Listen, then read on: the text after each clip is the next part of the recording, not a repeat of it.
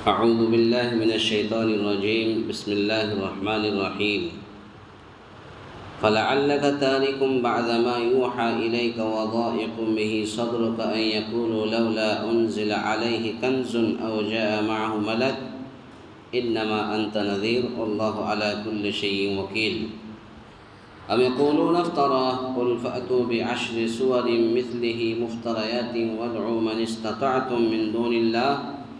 إن كنتم صادقين فإن لم يستجيبوا لكم فاعلموا أنما أنزل بعلم الله وأن لا إله إلا هو فهل أنتم مسلمون۔ اللہ رب العالمین نے ارشاد فرمایا فَلَعَلَّكَ تَارِكٌ بَعْدَ مَا يُوحَى إِلَيْكَ وَضَائِقٌ، بس شاید کہ آپ اس وحی کے کسی حصے کو چھوڑ دینے والے ہیں جو آپ کی طرف نازل کی جاتی ہے اور اس سے آپ کا دل تنگ ہے، صرف ان کی اس بات پر کہ اس پر کوئی خزانہ کیوں نہیں اترا یا اس کے ساتھ کوئی فرشتہ ہی آتا۔ سن لیجیے آپ تو صرف ڈرانے والے ہی ہیں اور ہر چیز کا ذمہ دار اللہ تعالیٰ ہے۔ ام یقولون افترا، کیا یہ کہتے ہیں کہ اس قرآن کو اسی نے گڑھا ہے؟ تو جواب دے دیجئے، کہہ دیجئے پھر تم بھی اسی کے مثل 10 صورتیں گڑھی ہوئی لے آؤ اور اللہ کے سوا جسے چاہو اپنے ساتھ بلا بھی لو اگر تم سچے ہو۔ فَإِن لَّمْ يَسْتَجِيبُوا لَكُمْ فَاعْلَمُوا أَنَّمَا أُنزِلَ بِعِلْمِ اللَّهِ، پھر اگر وہ تمہاری اس بات کو قبول نہ کرے تو تم یقین سے جان لو کہ یہ قرآن اللہ کے علم کے ساتھ اتارا گیا ہے اور یہ کہ اللہ کے سوا کوئی معبود نہیں ہے، پس کیا تم مسلمان ہوتے ہو؟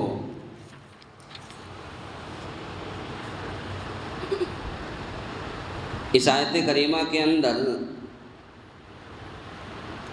یعنی مشرکوں کی باتوں سے نبی صلی اللہ علیہ وسلم کا دل کا تنگ ہو جانا اور پھر اللہ رب العالمین کی طرف سے اس تنگ دل کو اور جو ڈرے ہوئے تھے اس کو اللہ رب العالمین نے حوصلہ دیتے رہے اللہ کے نبی صلی اللہ علیہ وسلم کو۔ اسی کا ذکر ہے کہ مشرکین نبی کریم صلی اللہ علیہ وسلم کی بابت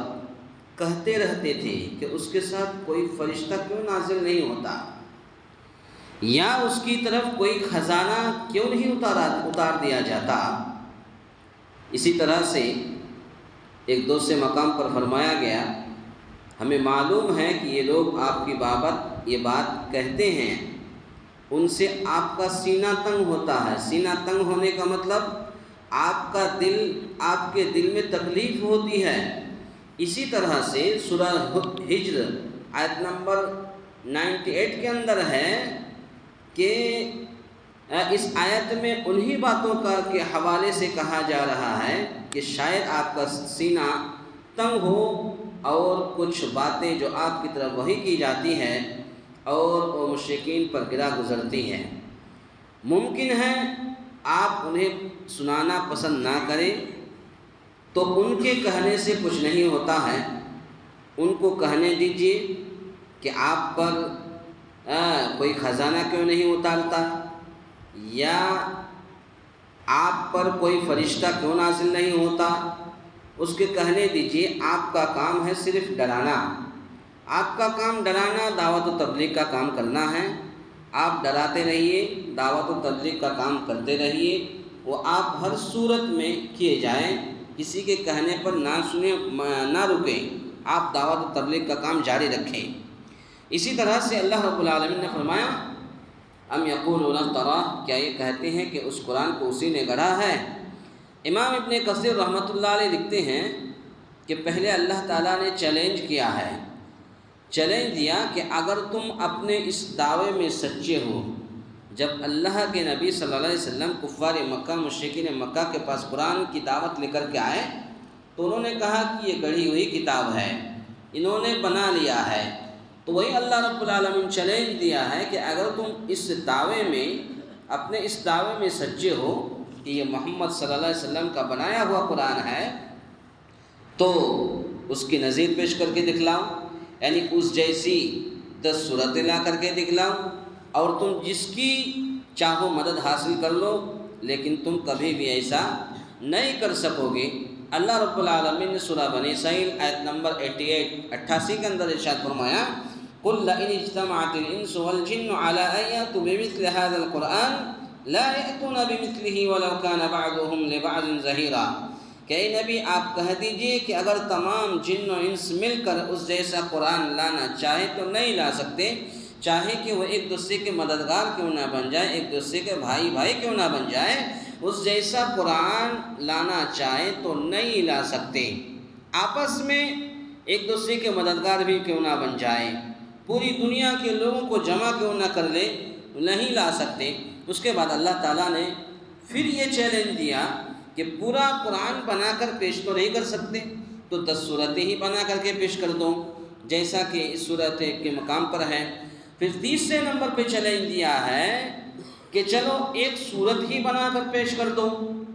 سورہ یونس کی آیت نمبر 39 کے اندر اللہ رب العالمین نے ارشاد فرمایا کہ ام یقولون افترا قل فأتوا بسورۃ مثلہ وادعوا من استطعتم من دون اللہ ان کنتم صادقین، کہ اگر تم سچے ہو تو اس جیسی صورت لا کر کے دکھا دو۔ اسی طرح سے سورہ بقرہ کے آغاز میں فرمایا، یہ تفسیر ابن کثیر اور پھر زیر بحث آیت سورہ یونس، یہ سب جتنی آیتیں ہیں، سورہ یونس کی آیتیں ہیں، سورہ بقرہ کی آیتیں ہیں۔ سورہ بقرہ کی جو آیت ہے وَإِن كُنتُمْ فِي رَيْبٍ مِّمَّا نَزَّلْنَا عَلَىٰ عَبْدِنَا، کہ ہم نے اپنے بندے پر جو بھی صورتیں نازل کی، کتابیں نازل کی، اگر تم کو شک ہے تو اس جیسی قرآن لا کر کے دکھاؤ۔ تو اتنا چیلنج دیا ہے، اور یہ چیلنج، اور اچھا آخری چیلنج یہ ہو سکتا ہے کہ اس جیسی ایک بات ہی بنا کر پیش کر دو، یعنی 10 صورتیں لا کر کے دکھا دو، اس سے بھی نہیں ہو سکتا، ایک صورت ہی لا کر کے بنا کر کے دکھا دو، اس سے بھی نہیں ہو سکتا، تو اس جیسی آیت کا ایک ٹکڑا ہی بنا کر کے پیش کر دو، نہیں لا سکتے۔ فَلْيَأْتُوا بِحَدِيثٍ مِثْلِهِ إِن كَانُوا صَادِقِينَ، مگر ترتیب نزول سے چیلنج کی اس ترتیب کی تائید نہیں ہوتی۔ اسی طرح سے اللہ رب العالمین نے فرمایا فَإِن لَّمْ يَسْتَجِيبُوا لَكُمْ فَاعْلَمُوا أَنَّمَا أُنزِلَ بِعِلْمِ اللَّهِ، پھر اگر وہ تمہاری اس بات کو قبول نہ کرے تو تم یقین سے جان لو کہ یہ قرآن اللہ کے علم کے ساتھ اتارا گیا ہے، اور یہ کہ اللہ کے سوا کوئی معبود نہیں ہے، بس کیا تم مسلمان ہوتے ہو؟ یعنی کیا اس کے بعد بھی تم اس چیلنج کا جواب دینے سے قاصر ہو؟ یعنی اتنی ساری باتیں، اتنی ساری دلیلیں دینے کے باوجود بھی کفار مکہ، مشرکین مکہ کو اس کا جواب دینے سے قاصر ہو؟ یہ ماننے کے لیے یہ قرآن اللہ ہی کا نازل کرتا ہے آمادہ نہیں ہوا، آمادہ نہیں ہو، اور نہ مسلمان ہونے کے لیے تیار تھا۔ تو گویا کہ ماننے کے لیے بھی تیار نہیں تھے اور مسلمان ہونے کے لیے بھی تیار نہیں تھے، تو گویا کہ یہ کفار مکہ، مشرکین مکہ اس طریقے سے اللہ تعالیٰ کی باتوں کا انکار کرتے تھے، نبی کی باتوں کا انکار کرتے تھے۔ اللہ تعالیٰ سے دعا ہے یا الہ العالمین ہم تمام مسلمانوں کو کہنے سننے سے زیادہ نیک عمل کرنے کی توفیق عطا فرمائے، آمین۔ اقول قولی ھذا استغفر اللہ لی ولکم ولسائر المسلمین واستغفروہ انہ هو الغفور